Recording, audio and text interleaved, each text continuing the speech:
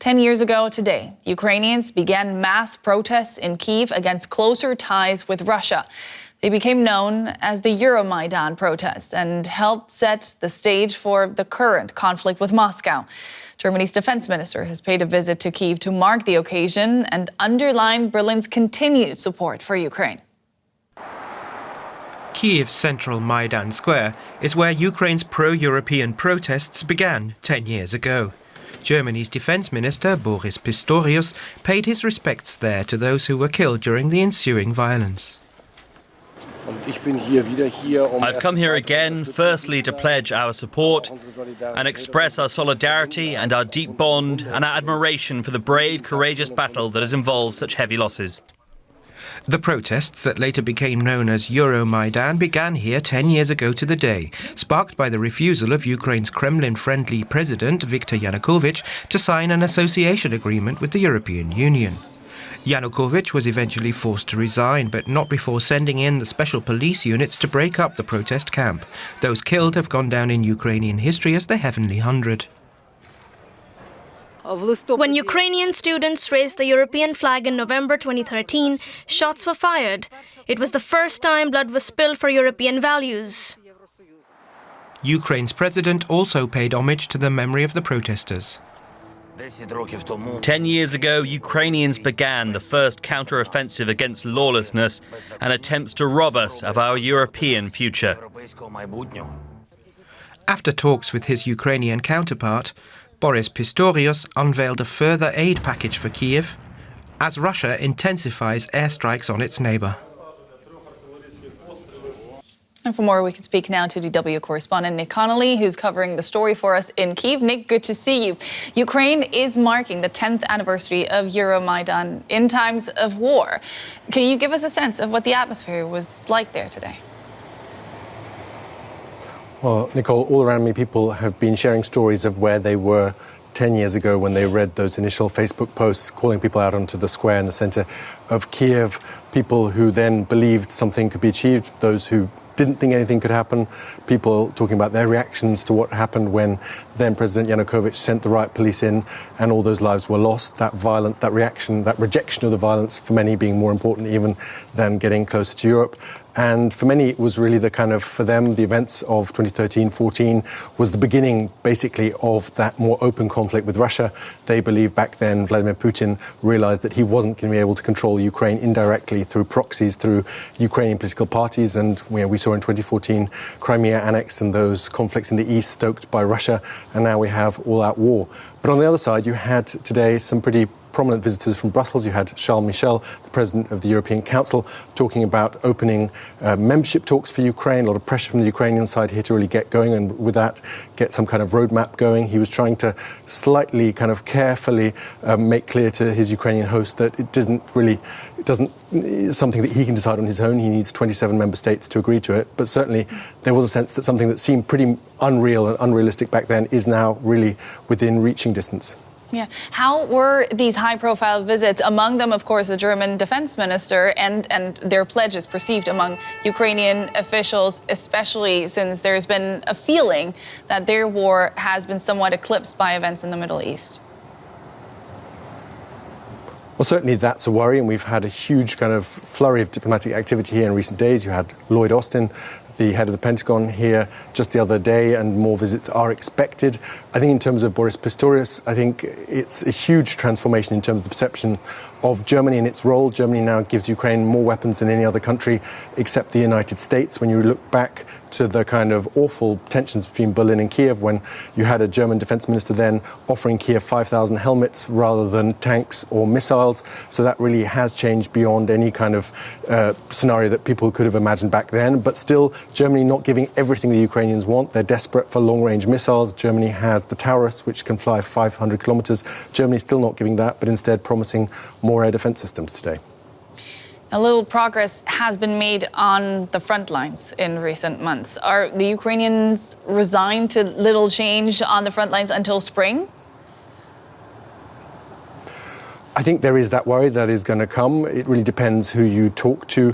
Some people who maybe have been following the military situation more closely were kind of expecting it and weren't really expecting some huge progress given how the Russians have been able to dig in. There is a little kind of shimmer of hope from the south, from opposite Kherson, where we've seen the Ukrainian army creating basically bridgeheads on the eastern Russian-controlled bank of the river, and we're already seeing the city of Kherson really benefiting, fewer artillery attacks because the Russians are just that much further away. Whether or not they'll be able to turn it into a kind of proper offensive to push the Russians back further in a place where the Russians don't have minefields and trenches, that will really depend on the West and Western supplies of munitions, of weapons. And right now, Ukraine is still getting pretty good supplies because those kind of current budget issues in the US and Germany haven't yet translated into deliveries, but really all the eyes here in Kiev on those Western parliaments and to see whether there's going to be that willingness to keep on sending Ukraine the weapons it needs. SDW's Nick Connolly in Kyiv. Many thanks. And on the ground in Ukraine, intense fighting has been raging between Russian forces and the Ukrainian defenders. Ukraine said Sunday it had pushed the Russians back from the Dnipro River in the south of the country, the first major advance in months. Russian forces, meanwhile, have been pounding the city of Avdiivka in the east, taking heavy losses, but reportedly moving forward. Russia occupies about 1/6 of Ukraine's territory. DW's Matthias Böllinger travelled to the front line in the east, where the Ukrainian military is adapting its strategy to protect valuable artillery against Russian drones. Hidden in the bushes somewhere at the Bakhmut section of the front line sits a Ukrainian artillery crew. 1.5 years into the war, their tactics have changed. Before, we used to be very mobile. We would drive out to the position, shoot, then drive off, obtain new targets, and drive to a different position. Now we do everything from a hidden position. That's how it works. The reason is sometimes heard in the air. Drones are permanently hovering over the front lines. Artillery pieces are valuable targets for both sides, so incoming fire can be frequently heard.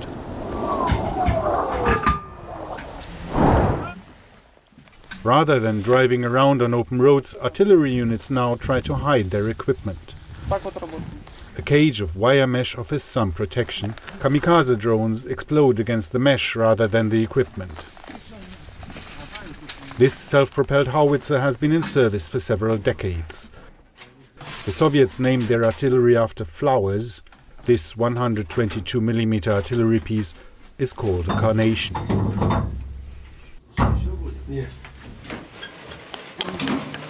While more Western artillery has had a huge impact on the front, these Soviet-era howitzers still play a role. I'll say it with a bit of humor. We can buy spare parts for this equipment at any car repair shop. But if NATO equipment gets out of order, we'll have to call a repair specialist who has to bring very special tools. The crew obtains the coordinates of a target and quickly gets ready.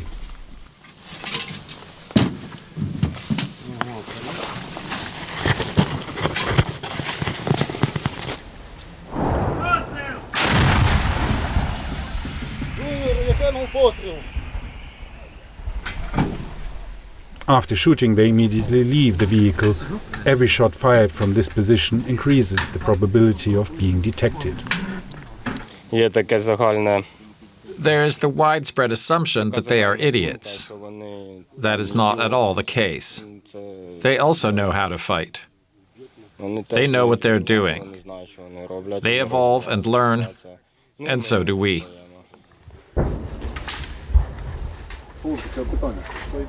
The cage is closed again and hidden from drones. The carnation waits for its next task. Now let's bring in Mike Martin. He's a former British Army officer and senior fellow in the Department of War Studies at King's College London. Mike, it's been nearly 1 year, 9 months since this war began. If you were a Ukrainian army officer, would you be happy with the way things are going? I think right now, no, you wouldn't, because although in 2022 in the first 12 months of the year, the Ukrainians managed to push back the Russians in 3 areas around Kyiv, around Kharkiv, and in Kherson in the south. Since then, in 2023, that really has settled into a stalemate, and both sides are making advances, small advances in different areas, but there's no overall strategic change in the balance of power. What would you say is the biggest concern for the Ukrainians right now? Actually, I think the biggest concern is out with the battlefield. I think probably we settled down to a stalemate. But the problem, of course, lies in America. And in 2024, we have the American presidential elections likely to be between Trump and Biden. And if Trump wins, which if we look at recent polls, he has a 50-50 chance of doing, then the Ukrainians probably rightly expect that American support will be cut off. Trump's talked about withdrawing from foreign wars, etc. And that will leave just the Europeans supporting the Ukrainians. And the question is, will that be enough? And will the diplomatic heft of the Europeans be enough? So that is their biggest concern, that America will withdraw from the war. Now, in the early month of the war, many military experts, including yourself, expressed surprise at how bad the Russian forces seem to be at adapting. But as we've heard in that report, that appears to have changed. How has the Russian strategy shifted? Well, all armies adapt in wars, some quicker than others. Of course, it is to put it in evolutionary terms, it's a highly selective environment. If you don't adapt, you die. And the Russians have adapted. Specifically, what they've done is they've tried to force the war into a stalemate.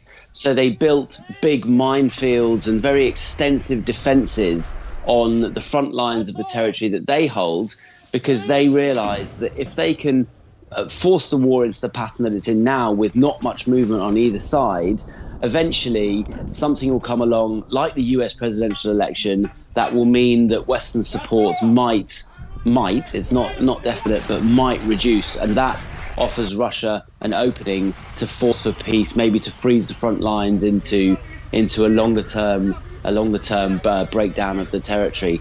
And so that's what Russia's done. They've switched to an entirely defensive war in the hope that with time, something will come along to help them. Now, a brief look at the current battlefield. Ukraine says it's pushed Russians back from the Dnipro River. Its first major advance in months. Could this be the much-needed breakthrough that Ukraine has been hoping for? I think it's very early to tell. So they've established a couple of bridgeheads across the river in Kherson. They've managed to get some mechanized units across and to repel the Russians. But as you just said in your package, the Russians have made some advances in the east, in Avdiivka. So it is very early and too early to tell. Mike Martin there. Thank you very much, Mike. Thank you. Dominik Zoso is a military analyst and senior lecturer in the Department of War Studies at King's College London. Thanks so much for joining us, Dominik. What would you say is the biggest concern for the Ukrainians at this point? I think that overall the big concern is that Russia, as pointed out in your previous section, has very much improved its war-fighting capacity. It has adapted. It has very sophisticated electronic warfare capabilities, jamming capabilities. It has also ramped up its drone production. It has a high number of artillery pieces. It has received, it will be receiving additional artillery from, for example, North Korea. We know, of course, drones and missiles from Iran. So Russia overall has, in a way, a bigger capacity to produce weaponry. It has placed its economy on a war footing. It has ramped up its military production. In a way, it has, as we know, been able to a certain extent, bypass the sanctions. And it also has a much bigger pool of men. So Ukraine needs to, in a way, counterbalance this with more sophisticated technology. Now, if we think specifically on the battlefield, as was highlighted, there is a problem with positional warfare. It's very hard to maneuver for the Ukrainians and to advance, because there is, thanks to drones, it's very easy to have a vision of the battlefield. Also, the Russians have really saturated the front lines, these defensive lines, with mines and a very, very effective defensive structures. And that has made it much harder for Ukrainians to advance. And also, last but not least, the Russians still have, to a certain extent, superiority with air capacity. It is not air dominance, but it still allows the Russians to operate sometimes even from their territory without risking losing their own aircraft. There's also recently a lot of talk about their helicopter capacity. So I think the Ukrainians have difficulties which could be surmounted, but the situation is quite complex at the moment. You mentioned, that Russia is getting equipment from Iran, from North Korea. Ukraine needs Western help to deliver battlefield progress, but it also needs battlefield progress to convince Western helpers. So does it still have as much international support as it needs? I think that the support is not as strong as we would have wished and as we would have expected, and especially the concern is in the United States, where the Biden administration was asking for an additional, I think it was $24 billion of military aid to Ukraine, and that was not passed through. It was watered down to $6 billion, and it still has not been approved by Congress. In Germany, for example, there is a big debate around whether handing in the Taurus missiles, which could be really helpful for Ukraine. So there are issues there, but I think that overall in Europe also there is support for Ukraine, and I think that this will continue. And it will take time to rebuild more effectively the European arms industry, but I don't think that this will be completely sort of left aside. I think that support for Ukraine will continue, and Ukrainians themselves are also aware that they will need to start ramping up production also locally, which has a lot of challenges because the production inside Ukraine can be destroyed also by Russians. But I think Europeans are aware that they might not be able to rely so much on the United States. So I think that in certain countries there is an understanding, for example, in the UK, that they need to provide the necessary equipment, if possible, to Ukraine. Dominik Zoso from King's College London, thank you so much for your analysis. Thank you. Let's pick this up with Arthur Holland Michel, who's a senior fellow at the Carnegie Council for Ethics in International Affairs in New York. He joins us from Barcelona. Welcome to DW. So we've seen that both sides are relying heavily on drones in this conflict. Perhaps you could tell us more about the effectiveness of Russian drone technology. I mean, simply put, it seems to be incredibly effective. And part of the reason I say that is because here we're talking not about the sort of weaponized, bomb-dropping drones that have dominated the headlines, but actually unarmed reconnaissance drones. In many cases, drones are actually most effective in warfare as an eye in the sky, for finding the enemy, for following the enemy. And that's because, whereas an unarmed drone, which is sort of the minority of the drones in Russia's fleet, can only carry a small number of weapons, a reconnaissance drone can very quickly pass information, for example, about the location of a Ukrainian artillery unit to some very large weapon systems. And Russia has figured out over many years of use, dating way back since before the war in Ukraine, how to very quickly pass that information from drones to especially its artillery units. Okay. And we heard in the report there, it was, I found it quite interesting, maintenance being such an issue. Are Ukrainians, well, is anyone in this conflict, are you better off with the latest super-duper high-tech drone technology, or is something that is a bit more low-tech and easily repaired and maintained better? I would say for certain uses, you may be better off with consumer drone technology, because partly the individual components of those drones are easily purchased. They're easily sourced. In some cases, you can buy them online. So as compared to, say, a US supplied drone where all of the components are very tightly controlled in terms of their export and supply, if you have a quadcopter drone that was originally designed for, photography and aerial cinematography, if you run out of batteries, you can replace them easily. If you run out of propellers, you can replace them easily. And so in that sense, there may be a tactical advantage just in sort of the scale of the use that you can have in these unarmed systems as compared to something very big and fancy and sophisticated, with bombs or missiles or explosives on it. And what role has drone technology played in this war, which appears to have, despite the intense fighting, it seems to have sort of ground to a halt on both sides? Have drones been instrumental in that? It's an interesting question. Thinking about it now, I would say that drones have contributed in a way to this sort of stalemate, this like First World War situation where, no one is gaining much ground.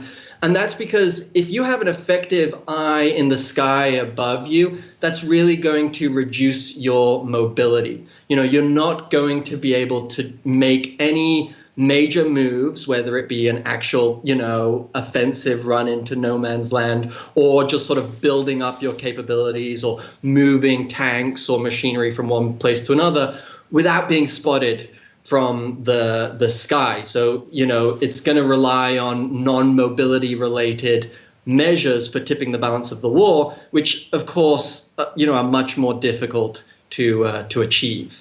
So now the Ukrainian government wants to invest in upgrading its drone fighting capabilities, and Russia, of course, relies to an extent on Iranian drone technology. So is it sensible to say that the outcome of this war may ultimately depend on who has the better drone technology? I study emerging advanced technologies for a living, and I'm not convinced by that statement, by that position.